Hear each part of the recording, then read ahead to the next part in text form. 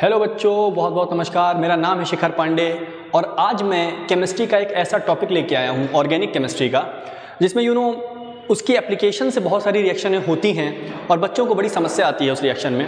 और उस रिएक्शन को आज मैं कोशिश करूँगा कि थॉरोली जितना हो सके आपको समझा सकूँ, ताकि जो आपके प्रॉब्लम्स हैं जेईई मेंस, एडवांस, नीट में भी इस रिएक्शन के थ्रू आते हैं, उस प्रॉब्लम को मैं क्या कर पाऊँ, सॉल्व कर पाऊँ। जी हाँ बच्चों, आज हम बात कर रहे हैं केमिस्ट्री की जान माने जाने वाली, ऑर्गेनिक केमिस्ट्री का हार्ट माने जाने वाली सब्स्टिट्यूशन रिएक्शन के बारे में।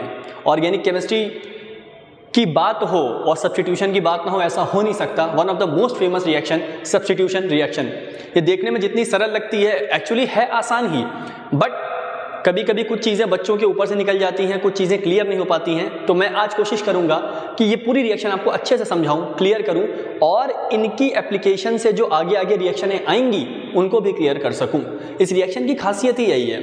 ये रिएक्शन जनरली आप एल्काइल हैलाइड में पढ़ते हो, जो ऑर्गेनिक का फर्स्ट चैप्टर है आपका 12th का, लेकिन इस रिएक्शन का यूज़ लगभग हर जगह आता है। आप अल्कोहल फिनॉल में पढ़ोगे, वहाँ भी ये लगेगा, ईथर्स में भी ये लगेगा, कई जगह पे इसका यूज़ आता है। तो बहुत इंपॉर्टेंट रिएक्शन है, ऑर्गेनिक के लगभग हर चैप्टर में यूज़ आ जाता है इसका।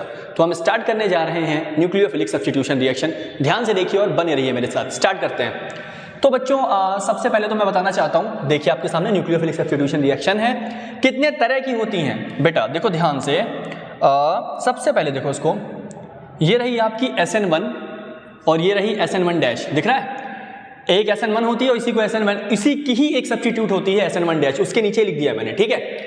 दूसरी है बहुत फेमस SN2 डैश, और तीसरी भी होती है SNI और SNI डैश।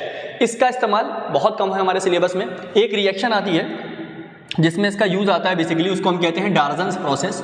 SOCl2 की रिएक्शन होती है वो एल्काइल हैलाइड से, उसमें हम जनरली यूज करते हैं SNI और SNI डैश दोनों को, ठीक है। इत्तेफाक की बात है उसमें कहीं कहीं SN2 भी लग रही होती है। तो ये सारी चीज़ों की चर्चा आज हम करेंगे और स्टार्ट करते हैं अपने पहले टॉपिक से। मैं बता दूं जो मेन आपको पढ़ना है, मेन क्या पढ़ना है, मेन आपको पढ़ना है SN1 और SN2, जो मेनली आपको पढ़ना है। समझ में आ गया। और एक बार SN1 SN2 आ गया तब तो फिर ये तो इनके सब्स्टिट्यूट ही हैं यार, इनमें कुछ नहीं होता। समझ में आ रहा है। अच्छा, कई बुक्स में इसको SN2 प्राइम भी कह देते हैं, कई बुक्स में इसको SN2 प्राइम भी कह देते हैं और उसको SN1 प्राइम भी कह देते हैं। So don't worry about that, एक ही चीज़ है, ठीक है। तो स्टार्ट करते हैं SN2 रिएक्शन से। किससे स्टार्ट करेंगे बेटा, SN2 रिएक्शन। क्या होती है, कैसे होती है, बहुत ध्यान से सुनिए, गजब है ये। स्टार्ट। SN2 नाम में ही क्या आ रहा है बेटा, 2, ठीक है। SN का मतलब है सब्स्टिट्यूशन, N का मतलब क्या हो गया बेटा, न्यूक्लियोफाइल। ध्यान से देखना, एक एक चीज समझना, बहुत अच्छे से समझा रहा हूं, ध्यान से देखो इसको। मान लो आपके पास कार्बन है और इस कार्बन से आपने यहां क्या जोड़ दिया, हेलोजन। बहुत ध्यान से देखना। और इससे एक आपने हाइड्रोजन लगा दिया है, दूसरा आपने क्या लगा दिया है बेटा, मिथाइल, और एक मिथाइल आपने क्या कर दिया है, यहां लगा दिया है। बहुत ध्यान से देखिए इसको, दिख गया, या इवन मिथाइल ना करें ज़्यादा अच्छा है, इसको भी मैं हाइड्रोजन ही कर लेता हूं, ठीक है। ये कर दिया आपने, बहुत ध्यान से देखिए। और सामने आप लेके आ गए हैं एक न्यूक्लियोफाइल। क्या लेके आ गए हैं, एक न्यूक्लियोफाइल। अब क्वेश्चन, अब देखो रिएक्शन क्या कह रहा है, न्यूक्लियोफिलिक सब्स्टिट्यूशन, मतलब ये न्यूक्लियोफाइल यहां किसी की जगह लगेगा। अच्छा तुम खुद बताओ, ये माइनस का चार्ज है, ये किसकी जगह लगेगा बेटा, इसकी जगह तो लगेगा। ये X ऑफ कोर्स कोई हेलोजन है, क्या बेटा, ये हेलोजन है। बेसिकली आप कुछ भी ले सकते हो और इससे भी अच्छा होगा कि आप इसको क्या कहो कि ये एक लिविंग ग्रुप है। क्या बेटा, लिविंग ग्रुप है। समझ में आया। होता क्या है और कैसे, ध्यान से सुनो। अब ये न्यूक्लियोफाइल करता क्या है, आगे से अप्रोच नहीं करता। क्या नहीं करता बेटा, आगे से अप्रोच नहीं करता। अप्रोच कहां से करेगा, पीछे से। अब बच्चों ने पूछा सर पीछे से क्यों, आगे से क्यों नहीं अप्रोच करता है। तो इसके दो रीजन है, मैं दोनों समझाता हूं आपको। एक तो आगे से अप्रोच करने की दिक्कत क्या है, मैं ये भी समझाता हूं। आप देखो ध्यान से, जब आप इधर आ रहे हो तो क्या इस पे डेल्टा माइनस होगा और इस पे डेल्टा प्लस होगा। Of course leaving group halogen खींचेगा कार्बन से, तो इस पे भी माइनस, इस पे भी माइनस, आगे से अप्रोच करने में दिक्कत होगी, रिपल्शन वगैरह की चांसेस बढ़ जाएंगी। पीछे से अप्रोच क्यों किया, इसका रीजन सुनो, बहुत मजा आएगा बेटा। ये कार्बन का यहां बॉन्ड बन रहा है और बॉन्डिंग आपने पढ़ रखी होगी तो आपको पता होगा, हर बॉन्ड अगर कोई बना है तो उसका anti bonding, sigma anti bonding होगा इसका, उसका एंटी बॉन्डिंग हमेशा खाली होता है। उसका एंटी बॉन्डिंग क्या होगा बेटा, हमेशा खाली होगा। तो ये जो न्यूक्लियोफाइल है आपका, बहुत ध्यान से देखिए, बहुत अच्छी बात बता रहा हूं, ये जो न्यूक्लियोफाइल है वो कहां से अटैक करेगा बेटा, पीछे से। अब देखो ध्यान से, ये न्यूक्लियोफाइल जो है वो धीरे धीरे इसकी एंटी बॉन्डिंग में इलेक्ट्रॉन देना शुरू करता है। समझ में आ गया? और जैसे जैसे इधर से इलेक्ट्रॉन देना शुरू करता है, ये इधर से हल्का हल्का निकलना शुरू होता है। तो आइए देखते हैं इस पूरे प्रोसेस को एक स्टेप में हम देखेंगे, जिसको हम कहते हैं ट्रांजिशन स्टेट। क्या कहते हैं बेटा? Transition state. देखना ध्यान से, बहुत इंपॉर्टेंट है ये स्टेप। क्या हुआ, ध्यान से देखिए। ये रहा कार्बन, ठीक है, ये रहा आपका कार्बन। अब सुनना ध्यान से, ठीक है। और इधर देखो ध्यान से, होता क्या है, ये रहा हाइड्रोजन। ये उधर क्यों चला गया अभी बताऊंगा मैं। ये रहा मिथाइल। थोड़ा और अच्छे से बना लेते हैं इसको, थोड़ी space. Let me clear this and make some space for you so that you can understand it quite well. Hydrogen, ये रहा मिथाइल, ठीक है। और यहाँ आपका मैं क्या मान लेता हूँ, प्लेन में है जो वो हाइड्रोजन है, ये वाला दूसरा, ठीक है। होता क्या है, ये इसकी एंटी बॉन्डिंग है, जो ये दिखाई मैंने, ये इसकी एंटी बॉन्डिंग है। और इस पे किसने अप्रोच किया बेटा? न्यूक्लियोफाइल ने। यहाँ न्यूक्लियोफाइल ने यहाँ से अप्रोच किया। जब न्यूक्लियोफाइल ने यहाँ से अप्रोच किया, ध्यान से देखना, ध्यान से देखना, तो यहाँ पे न्यूक्लियोफाइल का और इसका बॉन्ड बनना शुरू हो जाएगा, ठीक है। और जैसे जैसे ये वाला बॉन्ड बनेगा, ये वाला जो बॉन्ड था पहले किसके साथ? हेलोजन के साथ, एक्स। किसके साथ बेटा? हेलोजन के साथ। ये वाला बॉन्ड क्या होना शुरू हो जाएगा? टूटना शुरू हो जाएगा। समझ में आ रहा है? बहुत ध्यान से देखो, बहुत बेहतरीन चीज है ये। क्या हो रहा है, ये न्यूक्लियोफाइल के साथ हल्का हल्का हल्का हल्का हल्का हल्का हल्का हल्का हल्का ये वाला बॉन्ड बन रहा है, और हेलोजन के साथ हल्का हल्का हल्का हल्का हल्का हल्का ये वाला बॉन्ड टूट रहा है। अब क्वेश्चन क्या बनेगा? 3-4 क्वेश्चन तुम्हारे यहीं से क्लियर कराता हूं। पहला क्वेश्चन, इसको हम कहते हैं ट्रांजिशन स्टेट। क्या कहते हैं बेटा? इसको हम कहते हैं ट्रांजिशन स्टेट, ठीक है। और यही है आरडीएस, रेट डिटरमाइनिंग स्टेप। और आपको पता होगा काइनेटिक्स में रेट डिटरमाइनिंग स्टेप कौन सा होता है? स्लोवेस्ट स्टेप को ही हम क्या कहते हैं? Rate determining step. तो क्या मैं ये कह दूं कि यही क्या है बच्चों? यही है आपका स्लोवेस्ट स्टेप, ठीक है। ये सब बातें हो गई। अब इसमें पहला क्वेश्चन, लोग पूछते हैं कि ट्रांजिशन स्टेट में कार्बन की हाइब्रिडाइजेशन बताओ क्या है। सुनो, क्या हाइब्रिडाइजेशन है, ध्यान सुनना। अब लोग कहते हैं यार यहाँ तो देखो 5-5 बॉन्ड बना रहा है, एक ये एक ये एक ये एक ऊपर एक इधर, तो 5 बना रहा है तो sp3d हो जाएगा, और देखने में भी कुछ ट्रायगोनल बाइपिरामिडल का लग रहा है। शुद्ध बकवास है ये। ध्यान से देखिए, कार्बन ने प्रॉपर यहाँ 3 ही बॉन्ड बनाए हैं, ये और एक इधर वाला। भाई ये बॉन्ड ना पूरा बना है और ये बॉन्ड ना पूरा टूटा है, तो इसलिए इन दोनों को हम कभी भी हाइब्रिडाइजेशन में काउंट नहीं करेंगे। रट लीजिए इसको।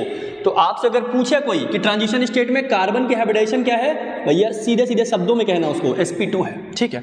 और एक बहुत अच्छी बात बताता हूं, ध्यान से देखो। एक सेंटर ये हो गया, एक सेंटर ये हो गया, और एक सेंटर ये हो गया। कितने सेंटर हो गए? 3। कितने सेंटर हो गए बेटा? 3। तो 3c। आगे सुनो, अब सोचो इलेक्ट्रॉन कितने हैं। भैया यहाँ एक बॉन्ड अगर बन रहा है तो 2 इलेक्ट्रॉन होंगे, और यहाँ भी एक बॉन्ड टूट रहा है तो उस बॉन्ड में भी 2 इलेक्ट्रॉन रहे होंगे। तो 2 और 2 कितने इलेक्ट्रॉन हो गए? 4। तो इसे हम कहते हैं 3c4e bond. You know some banana bond type, आपने बनाना बॉन्ड पढ़ा होगा, 3c2e बॉन्ड। ये क्या है? 3c4e बॉन्ड है। समझ में आ रहा है नहीं आ रहा? तो ट्रांजिशन स्टेट में जो बॉन्ड बनता है वो कौन सा होता है बेटा? 3c4e बॉन्ड होता है, ठीक है। और आखिरी में तो आपको पता है। अच्छा, एक क्वेश्चन और बनता है, पूछो क्या?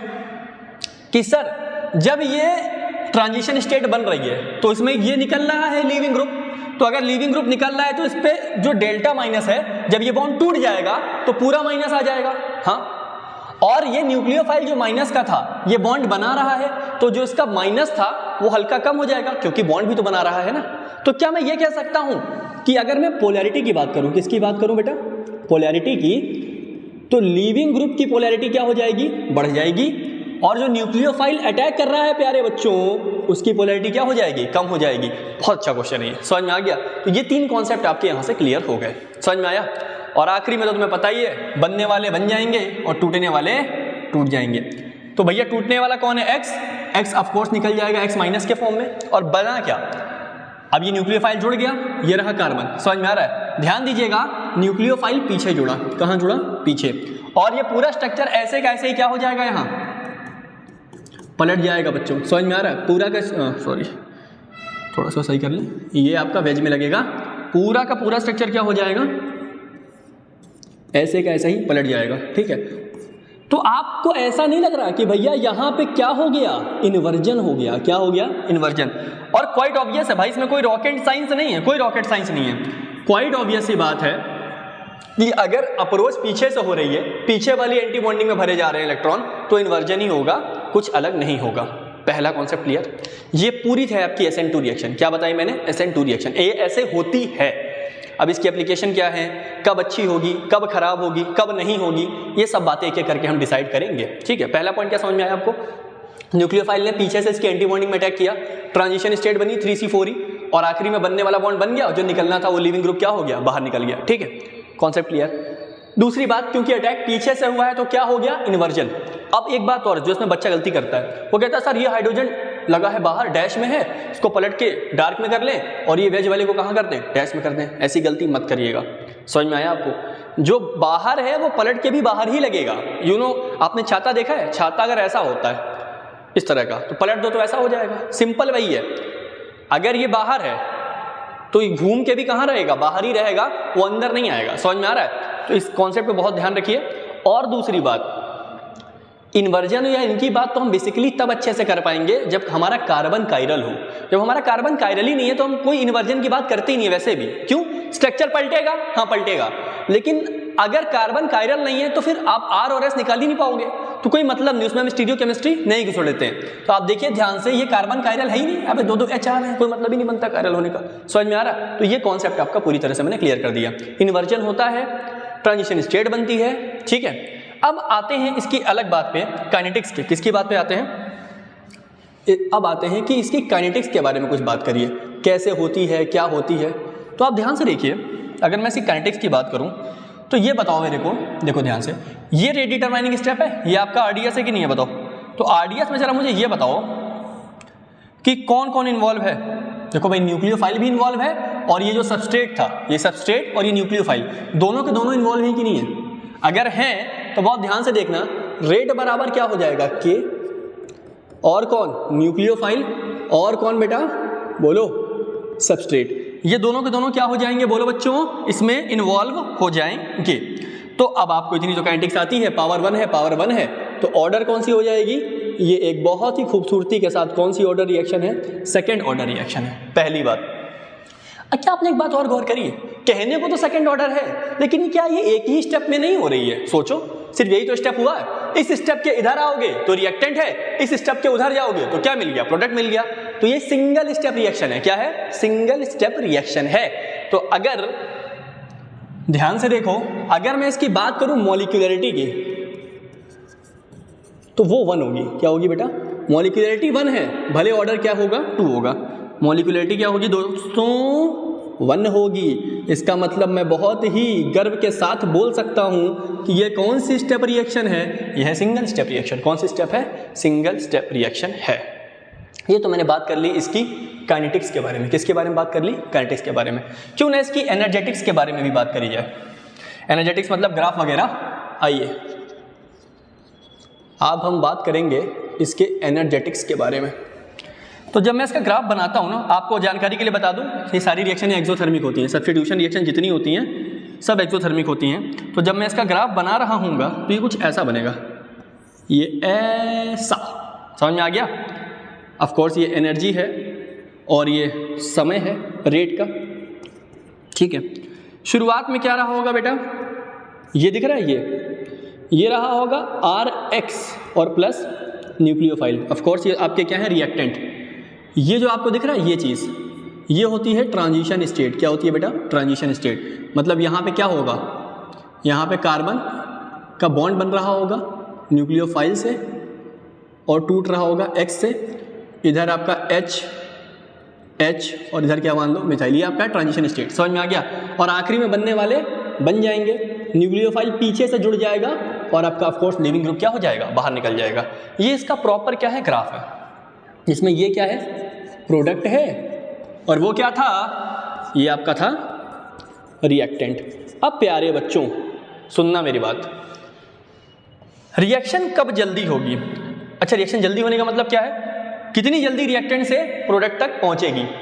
क्या तुम्हें ऐसा नहीं लग रहा कि जितनी ये पीक नीचे आती जाएगी रिएक्शन उतनी जल्दी हो जाएगी? Of course. इसका मतलब ये जो ट्रांजिशन स्टेट है बेटा, ये जितनी ज़्यादा स्टेबल बनेगी, मतलब जितनी जल्दी न्यूक्लियोफाइल अटैक करेगा, जितनी जल्दी लीविंग ग्रुप बाहर निकलेगा, उतनी जल्दी और अच्छी ट्रांजिशन स्टेट बनेगी और रिएक्शन कहाँ आ जाएगी, नीचे आ जाएगी। समझ में आ रहा है नहीं आ रहा? मतलब ये पीक कहाँ आएगा, नीचे आएगा और रिएक्शन फास्ट हो जाएगी। तो ट्रांजिशन स्टेट जितनी स्टेबल बनेगी उस हिसाब से इसकी रिएक्शन होगी। अब ट्रांजिशन स्टेट स्टेबल कैसे बनेगी, इसके बारे में चर्चा मैं करूंगा आपसे। पहला सोचो, एक बार आपको पहले लेके चलता हूं, यहां पे आओ, देखो सोचो अगर ये लीविंग ग्रुप तुरंत बाहर निकल जाए, अगर ये तुरंत बाहर निकला तो ये बॉन्ड जल्दी बनेगा, बनेगा कि नहीं बनेगा? तो सबसे पहले तो इसमें क्या केस होनी चाहिए, सबसे पहले इसमें जो केस होना चाहिए वो ये होना चाहिए कि गुड लीविंग ग्रुप क्या हो जाए बेटा, गुड लीविंग ग्रुप। अच्छा गुड लीविंग ग्रुप कब होगा भाई, जिसका माइनस जितना स्टेबल होगा उतना अच्छा लीविंग ग्रुप होगा। तो अगर मैं हेलोजन के केस में बात करूं तो आई सबसे अच्छा, फिर Br माइनस है ना, फिर Cl माइनस और फिर क्या होगा F माइनस। इवन F को तो हम गिनते भी नहीं है लीविंग ग्रुप में, F बहुत घटिया लीविंग ग्रुप होता है। तो जितना अच्छा लीविंग ग्रुप होगा, यानी जो X लगा है वो अगर आयोडीन लगेगा तो SN2 और फास्ट होगी, ब्रोमीन लगेगा तो SN2 और मतलब उससे थोड़ी कम होगी। इस तरह से आपका ये केस चलेगा। क्या मैं ऐसा नहीं कह सकता हूं, एक और केस यहां से बनता है, पूछो क्या, अगर मैं ये न्यूक्लियोफाइल अटैक करा रहा हूं, ये बहुत स्ट्रांग अटैक करा दूं, जबरदस्त बढ़िया माइनस वाला न्यूक्लियोफाइल, तो जितना स्ट्रांग न्यूक्लियोफाइल होगा रिएक्शन क्या हो जाएगी, उतनी तेज उधर भागेगी। समझ में आ रहा है कि नहीं आ रहा? तो एक और केस बन सकता है क्या, क्या बेटा, स्ट्रांग न्यूक्लियोफाइल। न्यूक्लियोफाइल कैसा होना चाहिए, स्ट्रांग। जितना अच्छा न्यूक्लियोफाइल स्ट्रांग होगा उतनी जल्दी रिएक्शन क्या होगी, आगे बढ़ेगी। इसमें भी सेम वही आप ले सकते हो, बहुत सारे हैं। NaI स्ट्रांग न्यूक्लियोफाइल होता है, NaBr, NaN3 ले सकते हो आप चाहो तो, है ना, बहुत सारे ले सकते हो। NaCl भी ले सकते हो, Cl minus is a good nucleophile, strong nucleophile, ठीक है। और ठीक है, एंड सो ऑन, बहुत सारे ले सकते हो आप चाहो तो, जितने भी स्ट्रांग होते हैं सबके सब वही काम करेंगे। समझ में आ गया आपको? तो इस तरह से ये आपकी SN2 रिएक्शन है जो मैंने आपको समझाई है, कब होगी अच्छे से, कब होगी खराब से, और क्यों ना इसके कुछ क्वेश्चन कर लें, ठीक है। जब हम क्वेश्चन करेंगे तो और अच्छी और चीज़ें क्लियर समझ में आएंगी, ठीक है। आओ एक आध क्वेश्चन करते हैं, तब और अच्छा समझ में आएगा। लोगों ने कहा कंपेयर SN2, क्या कहा बेटा, कि आप मुझे एक काम करिए, जो क्वेश्चन दूंगा उनमें से SN2 कंपेयर करके बताइए। मैंने कहा ठीक है। पहला ये रहा X, दूसरा ये रहा X, और तीसरा जो है ये रहा X, ठीक है। ये तीन मैंने X बना दिया, समझ में आ रहा है। और चौथा सीधे सीधे ऐसे जोड़ दो, CH3X, क्या जोड़ दो, CH3X। चौथा मैंने जोड़ दिया, पूरा अच्छे से बना लेता हूँ। चौथा मैंने क्या जोड़ दिया बेटा, CH3X। अब लोगों ने कहा बताइए सबसे अच्छी SN2 कहाँ होगी इनमें? बहुत आसान है, एक बार जरा ट्रांजिशन स्टेट पे चले, वापस वहीं लाता हूँ आपको। देखो ध्यान से, तुम खुद सोचो, न्यूक्लियोफाइल यहाँ अटैक, इसकी एंटी बॉन्डिंग में इलेक्ट्रॉन देने हैं इसको, यहाँ पे कब अच्छे से इलेक्ट्रॉन दे पाएगा, जब यहाँ आराम से पीछे से अटैक कर पाए। और अटैक कब कर पाएगा पीछे से, जब ये ग्रुप इसकी एंटी बॉन्डिंग को जितना कम घेरेंगे उतना आराम से एंटी बॉन्डिंग में अटैक कर पाएगा। तो क्या तुम्हें ऐसा नहीं लग रहा, यहाँ जितने छोटे छोटे नन्हे मुन्ने ग्रुप होंगे उतनी जल्दी न्यूक्लियोफाइल क्या कर लेगा, अटैक कर लेगा, कोई दिक्कत नहीं है। समझ में आ रहा नहीं आ रहा? तो पहला केस जो बनता है उसमें ये जो ग्रुप है वो जितने छोटे होंगे उतना इसका एंटी बॉन्डिंग फ्री होगा, उतने आराम से न्यूक्लियोफाइल क्या कर लेगा, अटैक कर लेगा। समझ में आया? तो आइए ध्यान से हम जब देखेंगे तो क्या समझ में आ रहा है। सबसे पहले डिग्री चेक कर लो, ये ऑफ कोर्स 1 डिग्री है, ये बोलो 2 डिग्री है, ये 3 डिग्री है, और ये तो मिथाइल ही है, छोड़ दो उसको। समझ में आ रहा नहीं आ रहा? बोलो, क्या आपको ऐसा नहीं लग रहा कि सबसे अच्छी तो यहाँ होगी मिथाइल में? मैं ABCD लिख दे रहा हूँ, A B C और D। सबसे अच्छी कहाँ होगी बेटा? D में होगी।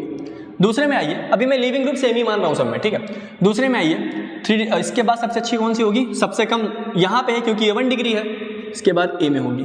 उसके बाद देखो भाई 2 मिथाइल लगे हुए हैं तो इसकी एंटी बॉन्डिंग इतनी फ्री नहीं होगी, तो उसके बाद कहाँ होगा? B में। और इसमें तो 3 मिथाइल लगे हैं, इसके एंटी बॉन्डिंग को अच्छे से घेर के रखेंगे, न्यूक्लियोफाइल का अटैक करना इतना आसान नहीं होगा। तो सबसे घटिया किसमें होगी? C में। और मैं आपको जानकारी के लिए बता दूं तो मैं इसको डिब्बे से बाहर रख रहा हूँ। पूछो डिब्बे से बाहर क्यों रखा? क्योंकि आपको पता है 3 डिग्री SN2 जनरली शो ही नहीं करता, वो दिखाता ही नहीं SN2, क्योंकि अटैक सोचो इतने बड़े बड़े ग्रुप है कहाँ से अटैक कर पाएगा, एंटी बॉन्डिंग पूरी घिर गई है उसकी। समझ में आ गया? तो ये होगा एक कॉन्सेप्ट, ठीक है। क्यों ना कुछ और क्वेश्चन करें अच्छे अच्छे। लोगों ने कहा इसका आंसर बताइए।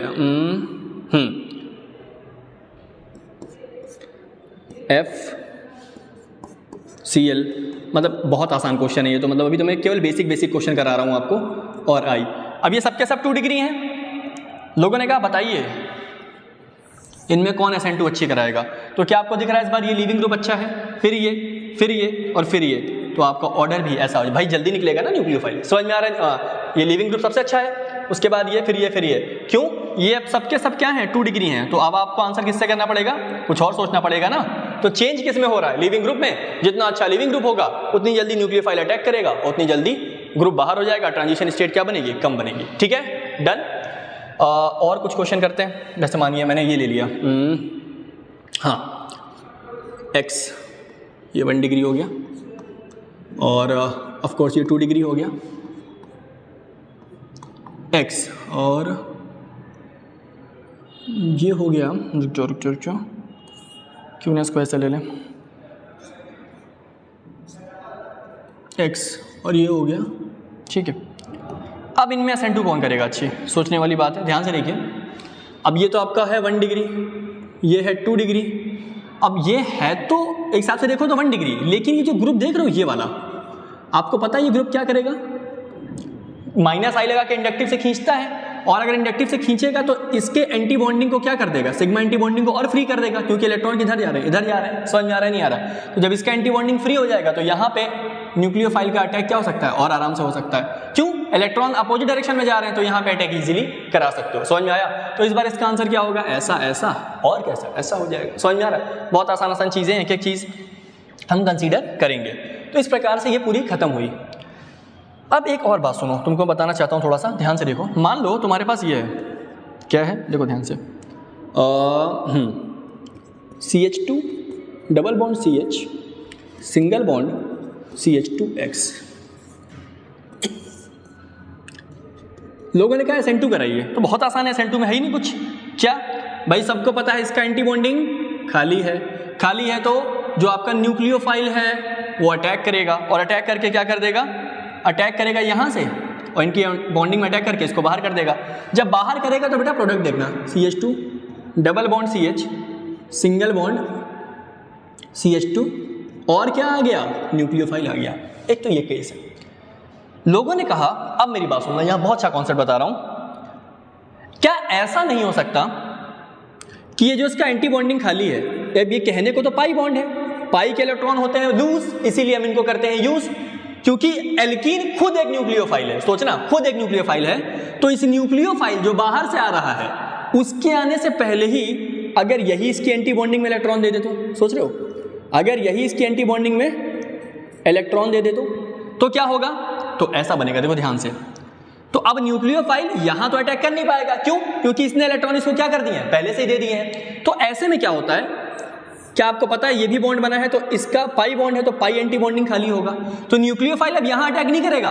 कहां अटैक करने जाएगा बताओ? अब न्यूक्लियोफाइल अटैक करेगा यहां पे, इसकी पाई एंटी बॉन्डिंग में, और ये वाला बॉन्ड कहां शिफ्ट हो जाएगा? यहां पे, और ऐसे लीविंग ग्रुप यहां से बाहर निकलेगा। तो क्या आपको समझ में आया कि अब जो न्यूक्लियोफाइल है बेटा वो जुड़ेगा इससे CH2। समझ में आ रहा है? यहां आएगा CH और ये हो जाएगा डबल बॉन्ड CH2। समझ में आया कि नहीं आया? मतलब क्या हुआ, जब न्यूक्लियोफाइल सिग्मा की बजाय पाई एंटी बॉन्डिंग में अटैक करने लग जाए तो क्या कौन सी रिएक्शन आपको देखने को मिलेगी? और ये कुछ और नहीं देखने को मिलेगी। अभी आपने बातों में क्या पढ़ लिया? SN2 डैश, या कई लोग इसको SN2 प्राइम के नाम से भी जानते हैं। समझ में आ रहा नहीं आ रहा?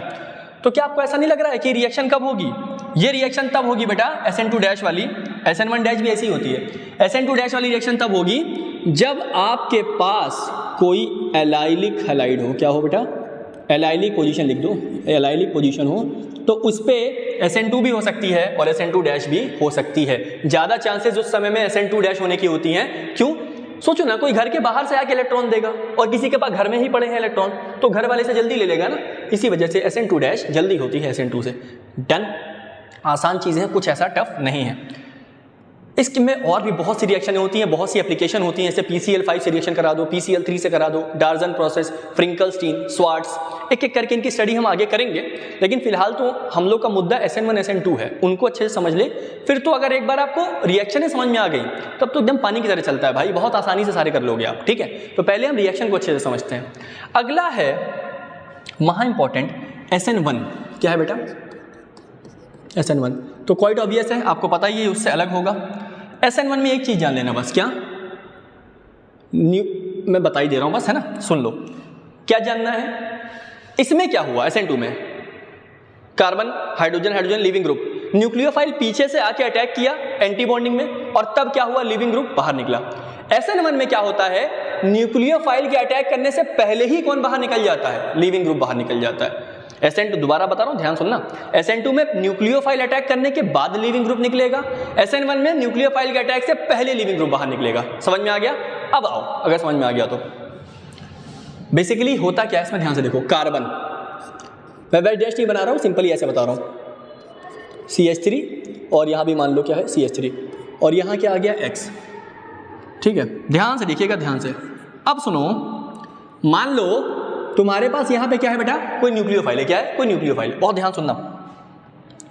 अब तुम मुझे एक बात बताओ, अपनी बुद्धि, बस कॉमन सेंस है, कुछ अलग नहीं है, सिर्फ कॉमन सेंस लगाओ। तुम मुझे एक बात बताओ यार, अभी अभी SN2 ताजा ताजा पढ़ के आ रहे हो, अब क्या इसका एंटी बॉन्डिंग इतना फ्री होगा?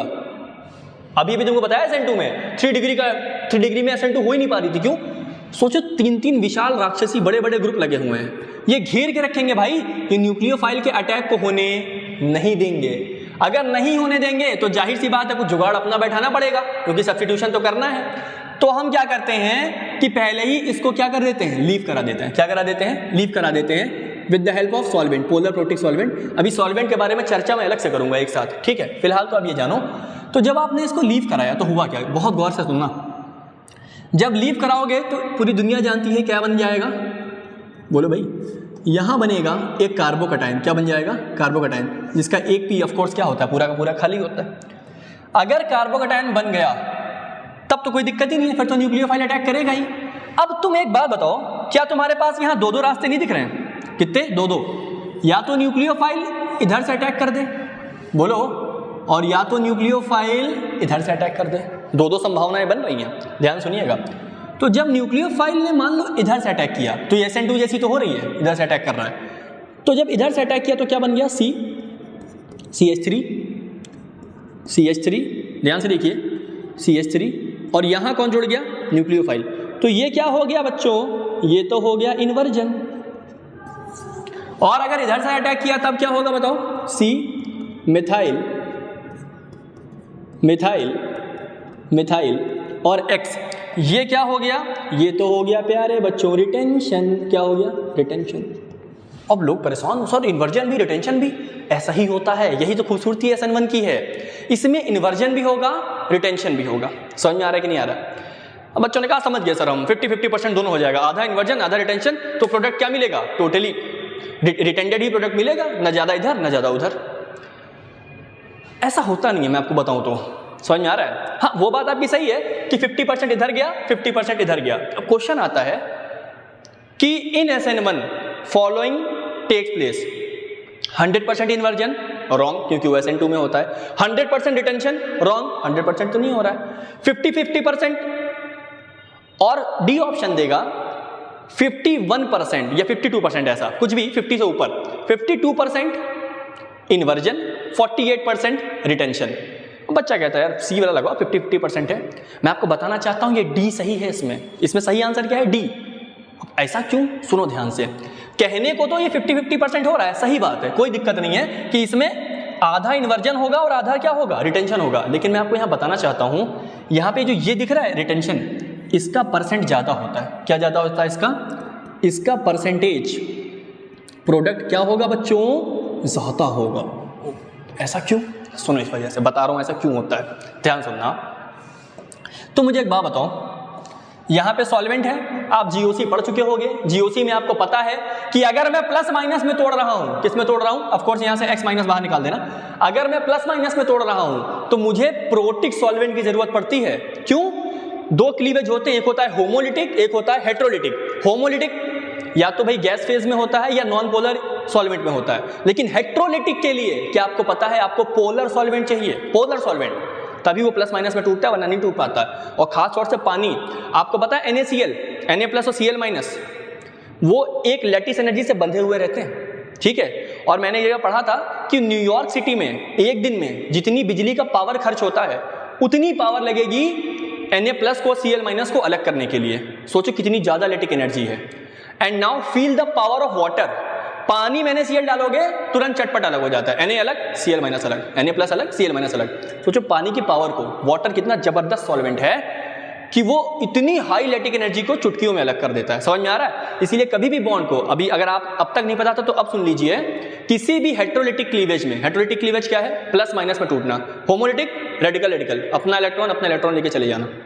तो जब कभी भी चार्ज क्लीवेज होता है यानी हेटेरोलिटिक क्लीवेज होता है तो उसमें हमें जो सॉल्वेंट चाहिए प्यारे बच्चों, वो सॉल्वेंट पोलर प्रोटिक होना चाहिए। प्रोटिक का मतलब जो H+ निकाले, ऐसे पानी H+ छोड़ सकता है, और पोलर का मतलब जिसमें पोलैरिटी हो। तो of course water is a polar compound. समझ में आ गया? तो ये है, ये क्लियर हो गया। अब मुझे एक बात बताओ, न्यूक्लियोफाइल पहले निकला उसके बाद लिविंग ग्रुप ने अटैक किया, लिविंग ग्रुप पहले निकला उसके बाद न्यूक्लियोफाइल ने क्या किया, अटैक किया है। तुम एक बात बताओ, न्यूक्लियोफाइल यहाँ बैठा रहेगा क्या कि भैया ऐसा करो तुम पहले निकल जाओ आराम से फिर हम तुम पे अटैक करते हैं? ऐसा तो होगा नहीं। इतना तो भाई कोई आज के ज़माने में सामने किसी की मिठाई रखी हो, किसी को भूख लगी हो, तो वो बैठा रहेगा क्या कि पहले खा लेने दो बाकियों को और उसके बाद हम खाएंगे? ऐसा होगा नहीं। वो 2-4 मिठाई चुराएगा, जेब में रखेगा, बाहर जाके खाएगा तो वही इसको भूख लगी। समझ में आ रहा है? नहीं आ रहा? तो भलाई का जमाना बचा नहीं है, केमिस्ट्री भी भलाई के जमाने में अब चलती नहीं। समझ में आया? ये न्यूक्लियोफाइल यहाँ चुपचाप नहीं बैठेगा कि पहले प्लस बन जाए फिर हम अटैक कर, भाड़ में जाओ। ये न्यूक्लियोफाइल अपना काम धीरे धीरे धीरे धीरे धीरे धीरे धीरे धीरे शुरू कर देता है, और पहले से ही हल्के हल्के धक्के मारना इनके ऊपर क्या कर देगा, चालू कर देगा। तो क्या आपको ऐसा नहीं लग रहा कि हल्की हल्की, एकदम हल्की हल्की SN2 होना शुरू हो जाएगी? कुछ बनने से पहले, कार्बोकटायन बनने से पहले क्या होने शुरू हो जाएगी, हल्की हल्की SN2 होना शुरू हो जाएगी। क्या होना शुरू हो जाएगा बेटा, हल्का हल्का SN2। तो बेटा जब हल्की हल्की SN2 होगी तो क्या तुम्हें ऐसा नहीं लग रहा है, अभी तुमने पढ़ा है SN2 में क्या होता है, इन्वर्जन, तो क्या तुम्हें ऐसा नहीं लग रहा कि हल्का सा इन्वर्जन क्या होगा, ज्यादा होगा? और समझो, मान लो मैं कह रहा हूं ऐसा कि 1% SN2 हो गई, क्या हो गई बेटा, 1% SN2 हो गई। अरे बाप रे बाप, क्या हो गया, 1% बोल दो ना जरा, SN2 हो गई। तो क्या मानते हो कि ये जो बचा है ये 49% बचा होगा? मानना पड़ेगा। तो अब जो इन्वर्जन, अब इसका 50-50% होगा। समझ में आ रहा है? मतलब इधर आधा इधर आधा, सॉरी नॉट 49, इट्स 99, है ना? क्या मानते हो यहाँ 99% बचा होगा? अब इसका आधा आधा होगा, इधर आधा और इधर आधा। समझ में आ रहा है नहीं आ रहा? बोलो। मैं एक काम करता हूँ, 2% कर लूँ क्या, ज़्यादा अच्छा रहेगा, है ना? इसको 2% कर लूँ ताकि आधे आधे में बांटने में तुम्हें आसानी रहेगी। पहले मैं क्या मान लूँ, हल्की हल्की 2% SN2 हो गई। क्या हो गई है, 2% SN2 हो गई है। तो यहाँ कितना बच गया बेटा बताओ? यहाँ बच गया आपका 98, वरना उसमें डेसिमल में जाओगे अभी पागल हो जाओगे। अब 98 को आधे आधे में बांट लो, 49, यहाँ से आधा आधा होगा, तो 49% क्या हो गया ये, और 49% क्या हो गया ये।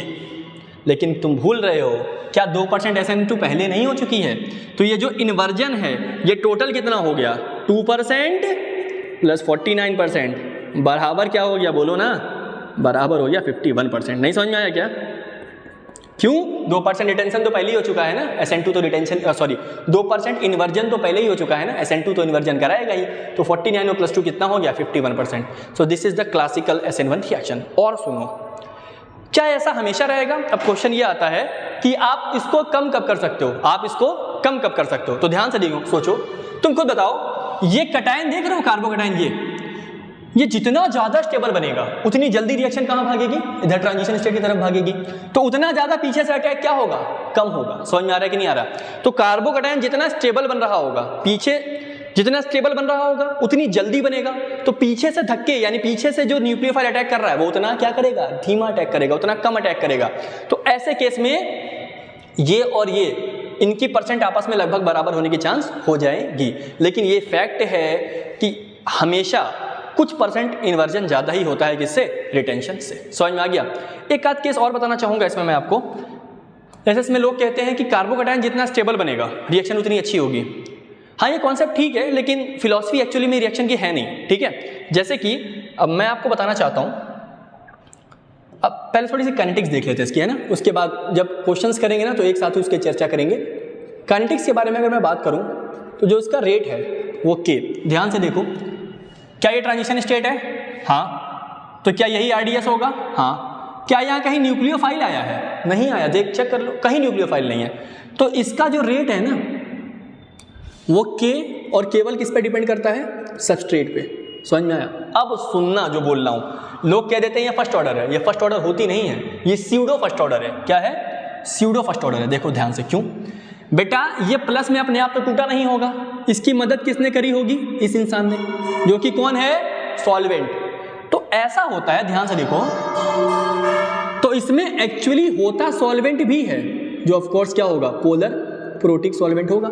इसमें होता तो सॉल्वेंट भी है, लेकिन प्यारे बच्चों यहाँ एक बहुत अच्छी बात बता रहा हूं, सॉल्वेंट का कंसंट्रेशन इतना ज्यादा हो जाता है ना कि उसके कम ज्यादा होने का फर्क पड़ता ही नहीं है। इसीलिए इस रिएक्शन को फर्स्ट ऑर्डर कहना गलत नहीं है, ठीक है, लेकिन और एक्यूरेट कहना हो तो इसको कहो कि ये स्यूडो फर्स्ट ऑर्डर है। अच्छी बुक्स जब पढ़ो तो उसमें लिखा रहता है कि ये कौन सी रिएक्शन है बेटा? ये है pseudo first order reaction. Because नकली स्यूडो फर्स्ट ऑर्डर आपको पता ही होगा, क्योंकि इसमें इसका कंसंट्रेशन तो है, ये साथ साथ इसका भी है, बट इसका कंसंट्रेशन इतना वेरी नहीं करता है। तो इस चीज का बहुत ध्यान रखिए, बहुत फोकस करिएगा, ठीक है। और अब एक काम करता हूं, आज के लिए मैं आपके लिए इतना ही रखता हूं, ठीक है। जब हम अगली क्लास में आएंगे ना, क्योंकि इतना बहुत हो गया है आपके लिए आज के लिए, तो जब हम अगली क्लास में आएंगे तो हम पढ़ेंगे SN1 के क्वेश्चंस करेंगे बहुत ढेर सारे। मैं बताऊंगा आपको कहाँ कहाँ कार्बोकैटायन। देखो एक बात मैं ज्यादा और बोलना चाहता हूँ, कार्बोकैटायन की स्टेबिलिटी करोगे, ठीक है, समझ में आ रहा है कि SN1 का अगर आप आंसर कार्बोकैटायन से कर रहे हो तो आपका आंसर लगभग हर जगह सही आएगा, लेकिन हर जगह ऐसा नहीं होता है, ठीक है। बजाय इसके आप ये सोचो कि न्यूक्लियोफाइल कहाँ जल्दी निकल रहा है। सोचो दो केस हैं, कहीं न्यूक्लियोफाइल जल्दी निकल रहा है और कार्बोकैटायन थोड़ा कम स्टेबल बन रहा है, और कहीं पे न्यूक्लियोफाइल देर में निकल रहा है लेकिन कार्बोकैटायन बहुत स्टेबल बन रहा है। तो SN1 पता है ज़्यादा अच्छी कहाँ होगी? जहाँ जल्दी न्यूक्लियोफाइल निकल रहा है। SN1 हमेशा एक कॉन्सेप्ट से सोचना कि न्यूक्लियोफाइल जल्दी कहाँ निकल रहा है। हाँ, वो बात अलग है कि मैक्सिमम जगह कार्बोकैटायन से आंसर आ जाता है, लेकिन कहीं कहीं फंसोगे आप अच्छे क्वेश्चन में। समझ में आया? जैसे तुमको एक छोटा सा क्वेश्चन मैं करा ही देता हूँ, ये देखो, देखो ध्यान से, देखो ऐसा ऐसा ऐसा और ये रहा x, ठीक है, देखना ध्यान से, और ये रहा x, दिखा?